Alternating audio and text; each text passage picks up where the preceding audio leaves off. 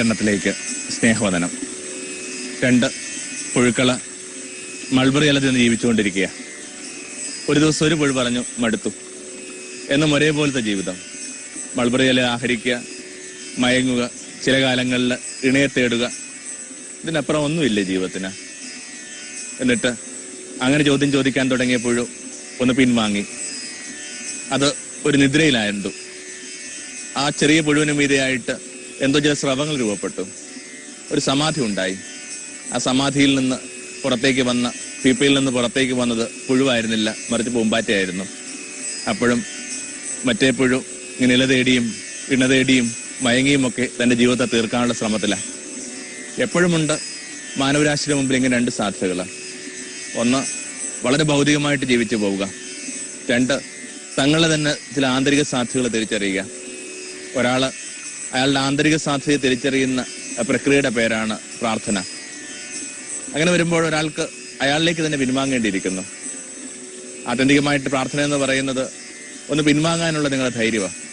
ഇത്രയും ആരവങ്ങളിലും തിരക്കുകളിലും പെട്ടൊരു ജീവിതം നിങ്ങളെ സഹായിക്കുന്നില്ല.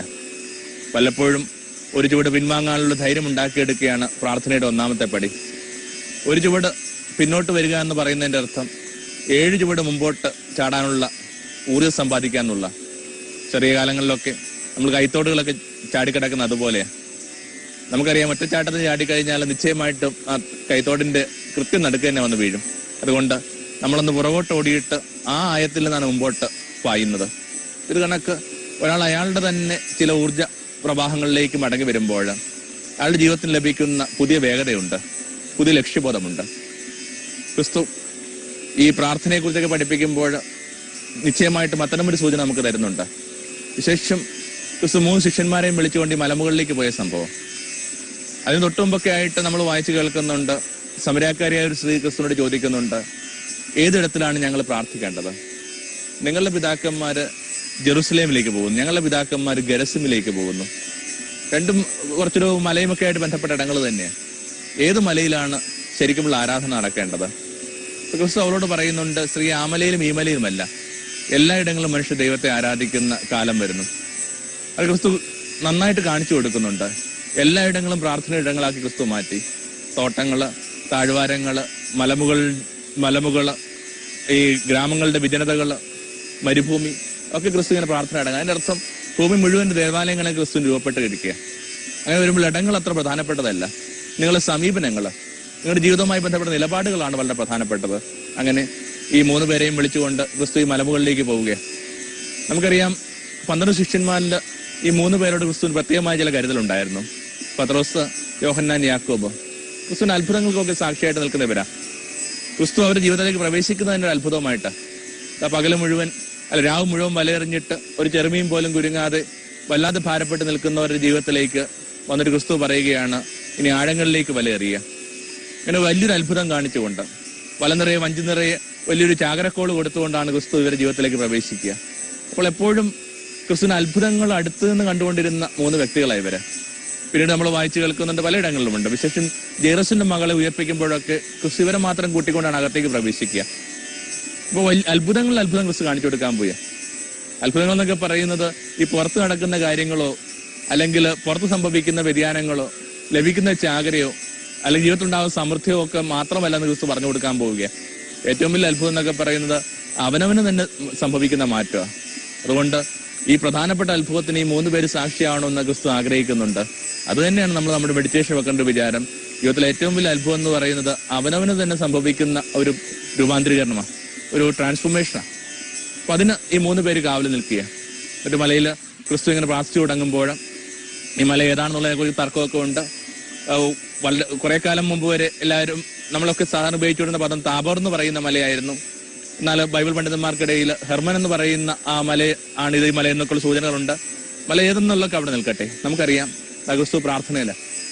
പ്രാർത്ഥിച്ചുകൊണ്ടിരിക്കുന്ന ക്രിസ്തുവിന്റെ അടുക്കലായിട്ട് 2 പേര് പ്രത്യക്ഷപ്പെടുകയാണ്. മോശയും ഏലിയായും ആ ക്രിസ്തുവിന് കൂട്ടുവരികയാണ്. 2 പേരും 2ന്റെ സൂചന എന്നാണ് ഗണിക്കപ്പെട്ടത്. ഒന്ന്, മോശ നിയമത്തിന്റെ പ്രതീകമാണ്. മോശയിലൂടെയാണല്ലോ ദൈവം തന്നെ നിയമങ്ങളൊക്കെ വെളിപ്പെടുത്തിയത്. പഴയ നിയമം മോശയിലൂടെയാണ് വരുന്നത്, കൽപ്പനകൾ മോശയിലൂടെയാണ് വരുന്നത്. എലിയ എന്ന് പറയുന്നത് ഈ പ്രവാചകന്മാരുടെ ശ്രേണിയിൽ ഏറ്റവും ഔന്നത്തിൽ നിൽക്കുന്നയാള്. എലിയാക്ക് സമശീഷനായിട്ട് മറ്റൊരു പ്രവാചകൻ യഹൂദ പാരമ്പര്യങ്ങളില്ല. ഈ രണ്ടുപേരും കൂടി ആ പുതിയ നിയമത്തെയും പുതിയ പ്രവാചക പാരമ്പര്യത്തെയും ഒക്കെ ആസ്വദിക്കാൻ വേണ്ടി എത്തിയിരിക്കുക. കാരണം ക്രിസ്തുവിലാണല്ലോ പുതിയ നിയമം. ഇന്നലെ വരെ നിയമം എന്നൊക്കെ പറയുന്നത് ഇങ്ങനെ കഠിനമായ അനുഷ്ഠാനങ്ങളിലും കൃത്യമായ ശിക്ഷാവിധികളിലും ഒക്കെ അധിഷ്ഠിതമായിരുന്നു. ഇനി ആ കരുണയുടെ കാലമാണ്. ഇനി ഒരൊറ്റ നിയമമേ ഉള്ളൂ. ക്രിസ്തു വളരെ വ്യക്തമായിട്ട് പറയുന്ന കണക്ക് ഞാൻ നിങ്ങൾക്ക് ഒരേ ഒരു കൽപ്പന തരുന്നു, സ്നേഹം. അതിനകത്ത് ബാക്കിയുള്ള കൽപ്പനകളൊക്കെ ഒരുപക്ഷെ ഉടച്ചു മാറ്റിക്കപ്പെടുകയോ അല്ലെങ്കിൽ പൂർണ്ണമാക്കപ്പെടുകയോ ഒക്കെ ചെയ്യുന്നുണ്ട്. പിന്നെ ആ പ്രവാചക പാരമ്പര്യവും മാറാൻ പോവുകയാണ്. യഹൂദ പ്രവാചക പാരമ്പര്യത്തിനകത്ത് മിക്കവാറും എല്ലാ പ്രവാചകന്മാരും അനുഷ്ഠിച്ചുകൊണ്ടിരുന്ന ധർമ്മം എന്ന് പറയുന്നത് വരാൻ പോകുന്ന ലോകത്തിന്റെ വിനാശത്തെക്കുറിച്ചാണ്. ആ തൊട്ടടുത്ത് വിനാശമെത്തി, വാതിൽപ്പടിയിൽ വിനാശമെത്തി. യോഹന്നാൻ സ്നാപനമൊക്കെ ആ പരമ്പരയുടെ തന്നെ അവസാനത്തെ കണ്ണിയാണ്. യോഹന്നാൻ അത് തന്നെയാണ് പറയുന്നത്, ആ കർത്താവിന്റെ ദിനങ്ങൾ ആസന്നമായി, അവന്റെ കയ്യിൽ ഈ സകലമാന നശിപ്പിക്കാനാവുന്ന അല്ലെങ്കിൽ സകലത്തിനെയും വിധിക്കാൻ ആവശ്യമായ എല്ലാ കാര്യങ്ങളും അവന്റെ കൈവശമുണ്ട്.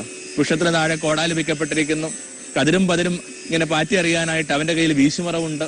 വിനാശത്തിന്റെ ഒരു സന്ദേശമായിരുന്നു, ദൂതായിരുന്നു മിക്കവാറും പ്രവാചകന്മാരുടെ കൈമാറിക്കൊണ്ടിരുന്നത്. പക്ഷെ ക്രിസ്തുവിലൂടെ ഈ പ്രവാചക ധർമ്മം മാറാൻ പോവുകയാണ്.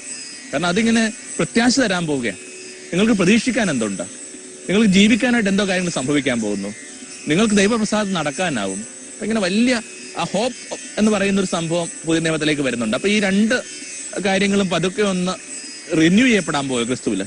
ക്രിസ്തുവിൽ എല്ലാ കാര്യങ്ങളും നവീകരിക്കപ്പെടുന്നൊക്കെ പൗലോസ് പറയുന്ന അർത്ഥം അതാ, in Christ everything is renewed. അതിനകത്ത് നിയമം റിന്യൂഡ് ആവുന്നുണ്ട്, പ്രവചനങ്ങൾ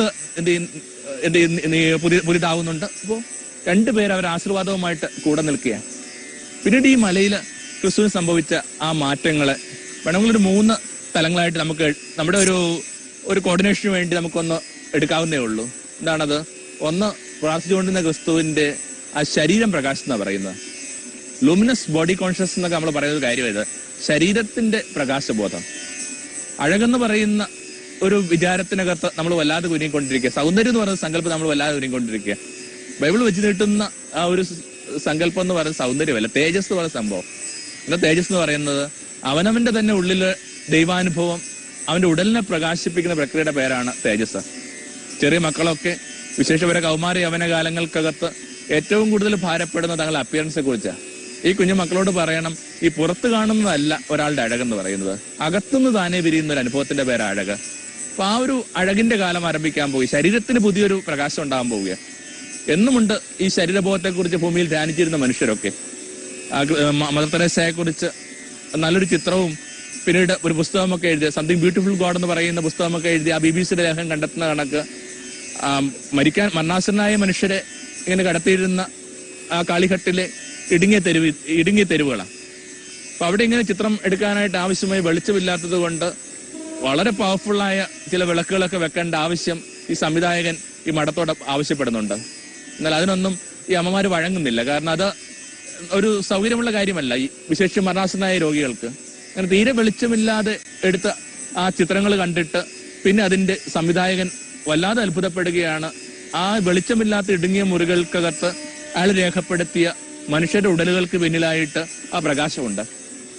ഇങ്ങനെ മനുഷ്യരുടെ പിന്നിലായിട്ട് ഈ പ്രകാശമുണ്ടെന്ന് തിരിച്ചറിയാന്നുള്ള വളരെ പ്രധാനപ്പെട്ട കാര്യമാണ്. അതൊരു പക്ഷെ നമ്മുടെ കാലത്തിനുള്ള നല്ലൊരു സുവിശേഷമാണ്. കണക്കാണ് ഇങ്ങനെ കെട്ടുപോകുന്ന ശരീര ബോധമാണ് ചുറ്റും സംഭവിച്ചുകൊണ്ടിരിക്കുന്നത്. എപ്പോഴാണ് ഒരാൾക്ക് അയാളുടെ ശരീരബോധത്തെക്കുറിച്ച് ഒരു പ്രകാശമുണ്ടാകുന്നത്, അപ്പോൾ മാത്രമേ അപരന്റെ ശരീരത്തെ ആദരിക്കാനും അയാൾക്ക് പറ്റുന്നുള്ളൂ. ഇപ്പൊ നമ്മുടെ കാലത്ത് സംഭവിക്കുന്ന മിക്കവാറും കാര്യങ്ങൾ ഈ വയലേഷൻ ഓഫ് ബോഡി എന്ന് പറയുന്ന സംഭവമാണ്. ശരീരത്തെ മിക്കവാറും എന്ത് ചെയ്യുന്നുണ്ട്? മനുഷ്യ വയലേറ്റ് ചെയ്തുകൊണ്ടിരിക്കുക.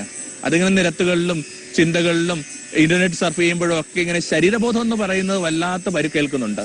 അപ്പോ പുതിയ കാലത്തെ മനുഷ്യര് ഈ പ്രകാശമുള്ള ശരീരബോധമുള്ള മനുഷ്യരാവട്ടെ, ശരീരത്തെ പ്രകാശമുള്ള അനുഭവമായിട്ട് തിരിച്ചറിയുക. എന്താ ഈ ശരീരം എന്നൊക്കെ പറയുന്നത്?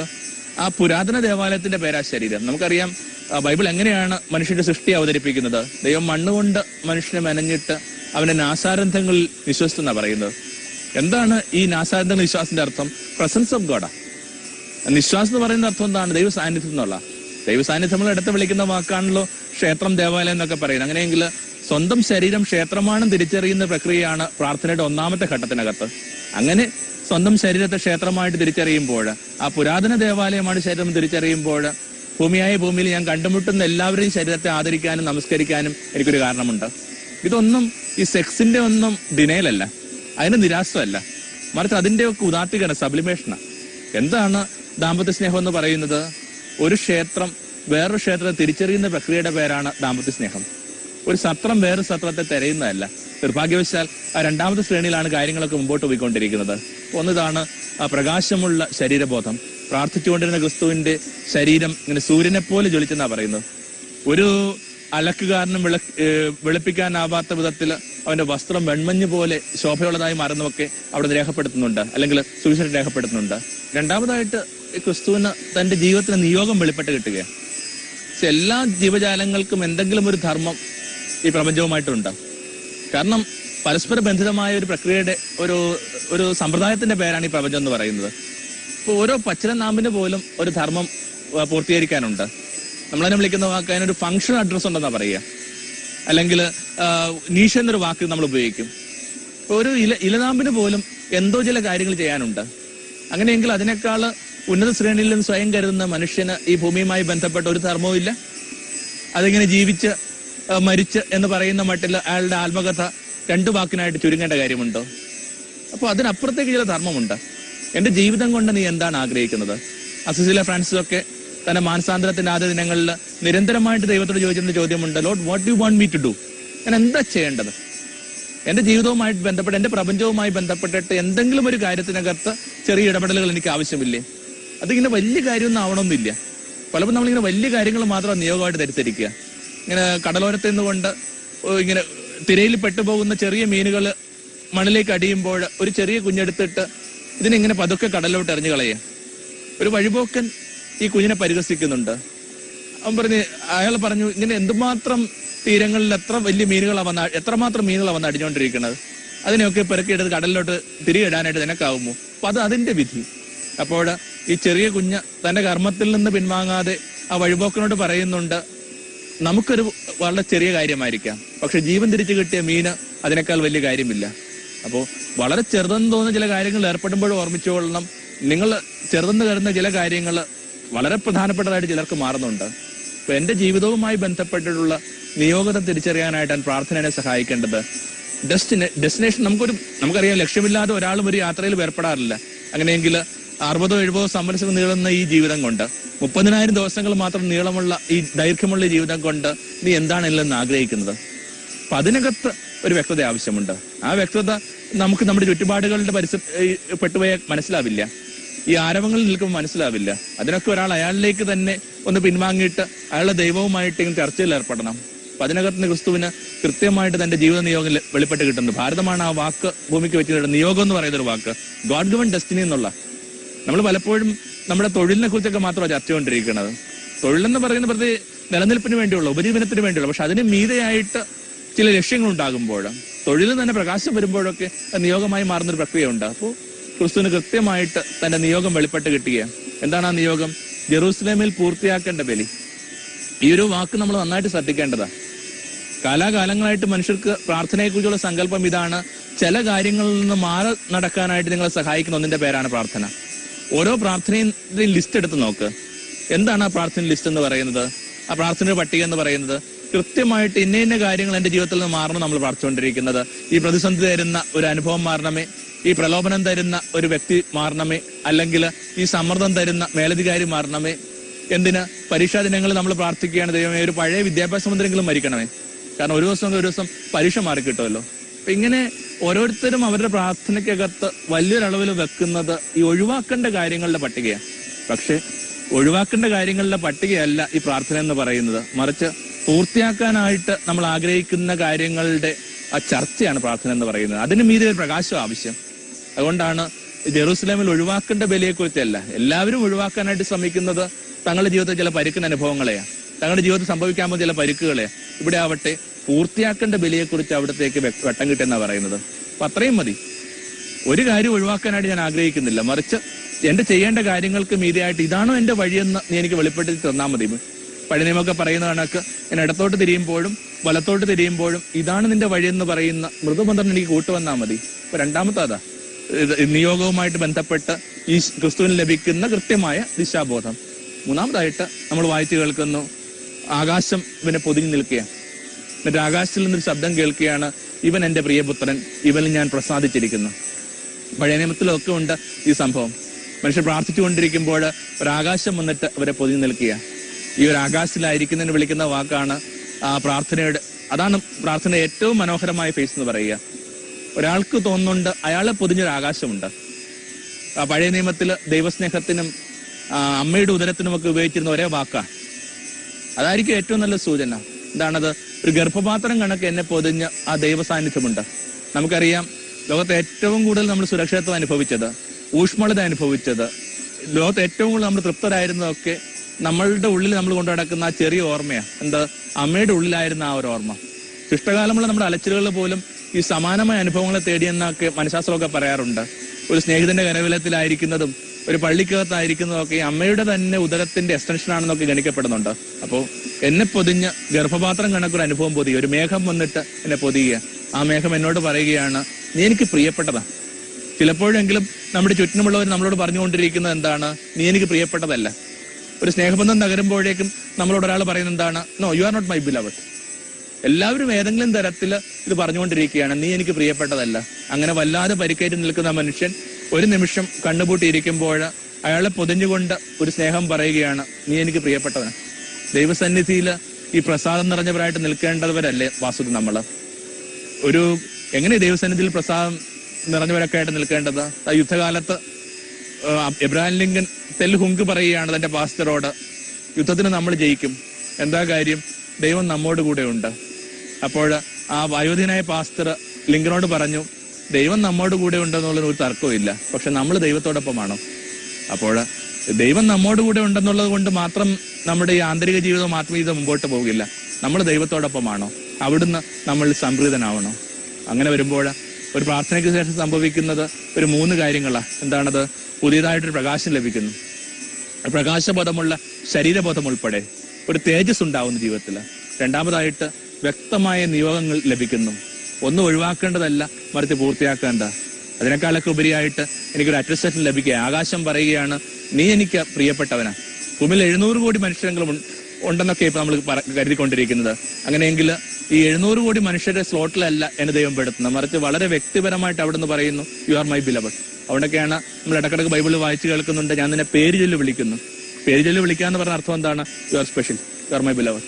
ഇത്രയുമൊക്കെ മാറ്റങ്ങൾ കണ്ടു കഴിഞ്ഞപ്പോൾ ശിഷ്യന്മാര് ഒരു എക്സ്റ്റസി നിന്നുകൊണ്ട് പറയുകയാണ്, നമുക്ക് 3 കൂടാരങ്ങൾ ഉണ്ടാക്കാം.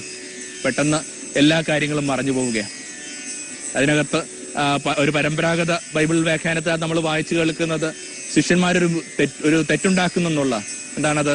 അവര് ഈ മോശയ്ക്കും ഏലിയായ്ക്കും തുല്യനായിട്ട് ക്രിസ്തുവിനെ ഗണിച്ചത് കൊണ്ട് ദൈവം അത് പിൻവലിച്ചതാണെന്നൊക്കെയുള്ള ഒരു വ്യാഖ്യാനമുണ്ട്. ചിലപ്പോൾ അത് ശരിയായിരിക്കാം. ചിലപ്പോഴെങ്കിലും നമ്മൾ ഈ ക്രിസ്തുവിനെ പരാമർശിക്കുമ്പോൾ സാമൂഹ്യ പരിഷ്കർത്താക്കളുടെ കൂട്ടത്തിൽ അല്ലെങ്കിൽ പ്രകാശം കിട്ടിയ ഇതര ഗുരുക്കന്മാരുടെ ഒക്കെ മാത്രം പശ്ചാത്തലത്തിൽ ക്രിസ്തുവിനെ വ്യാഖ്യാനിക്കുമ്പോൾ നമ്മൾ ചെയ്യുന്ന അപരാധം അത് തന്നെയാണ്. അതിന് മീതെയുള്ള ഒരു വ്യക്തിയാണെന്ന് തിരിച്ചറിഞ്ഞെങ്കിൽ മാത്രമേ എന്റെ വ്യക്തിജീവിതത്തിന്റെ രക്ഷയും പ്രകാശവും ഒക്കെ എനിക്ക് വെളിപ്പെട്ട് കിട്ടുകയുള്ളൂ. ആദ്യതൊട്ടെ പാർശ്വത്തിലിരുത്തിയ ദൈവത്തിന്റെ ഇരുന്ന ഒരു മനുഷ്യനെ, ഇരുന്നൊരു വ്യക്തിയെ മറ്റു തലങ്ങളിലോട്ട് നമ്മൾ താരതമ്യപ്പെടുത്തുമ്പോൾ ചിലപ്പോൾ പെട്ടെന്ന് ഈ കാഴ്ചയൊക്കെ മറഞ്ഞു പോയെന്നിരിക്കും. പിന്നെ ഇത് യാഥാർത്ഥ്യബോധവുമായിട്ട് ജീവിക്കാനായിട്ടുള്ളൊരു ക്ഷണമാണ്. പ്രാർത്ഥനയുടെ മലമുകളിലെത്തി ഈ പ്രസാദവും പ്രകാശവും ഒക്കെ അനുഭവിച്ച ഒരാൾക്ക് ഒരു വരാവുന്ന പ്രലോഭനം എന്താണ്? മുഴുവൻ കാലവും കൂടാരമടിച്ച് അവിടെ തന്നെ കഴിയുക അല്ല. പ്രാർത്ഥനയുടെ മലമുകൾ കണ്ടവര് താഴോട്ട് പോകണം. താഴെ ജെറൂസലേം കാത്തിരിപ്പുണ്ട്. ജെറൂസലേം ഒരാളുടെ കർമ്മത്തിന്റെ ഭൂമിയാണ്. പ്രാർത്ഥന കർമ്മത്തിൽ നിന്ന് ഒളിച്ചോട്ടമല്ല, മറിച്ച് കർമ്മം ചെയ്യാനുള്ള ഊർജമാണ്. ഒരു നിമിഷം ഒന്ന് പിൻവാങ്ങുന്ന ഒരു ജീവിതത്തിൽ സംഭവിക്കുന്ന ആ മഹാ അത്ഭുതം, പ്രകാശം, പ്രസാദം, വ്യക്തമായ നിയോഗബോധം. കർത്താവായ ഈശോയെ, ഞങ്ങളെയും അതിലേക്ക് ചേർത്ത് പിടിക്കണമേ. ജീവിതം പ്രഭാമയം സന്നിധാനം, തമോന്മുഖം ജീവിതം പ്രഭാമയം സന്നിധാനം.